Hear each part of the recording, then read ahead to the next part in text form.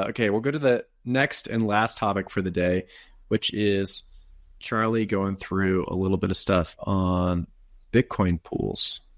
Yeah, I think this is an underappreciated story this past month. If you go to mempool.space, you have an easy chart to look at the mining pool's revenues over the past month.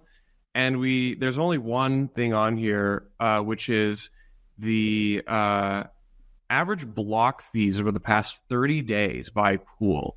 And if we see, most pools are a little bit under what mempool.space anticipated their average block fees to be by 1 or 2%.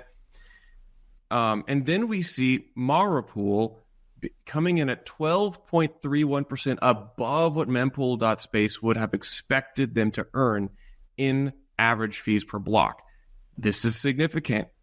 What is Marathon doing, which is different than everybody else right now? We've talked about on the show.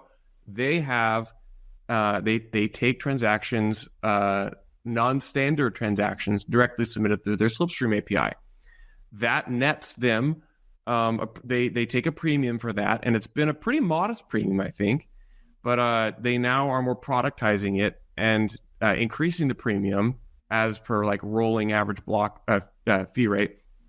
And I think this is very, very significant. 12% above expected average block fees compared to everyone else. That is a very, very differentiating factor.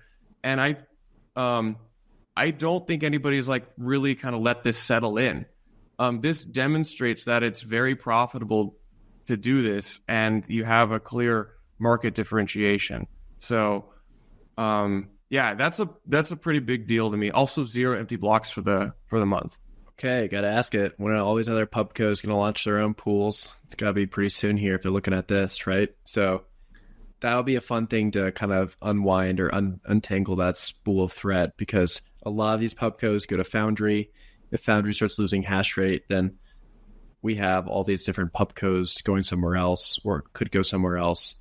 What does that mean for pool decentralization, especially with Ant Pool, which we talked about on the show with Parker, will come out next week, has so many ties to the F2 pools of the world, the Luxors of the world, the VBTCs of the world.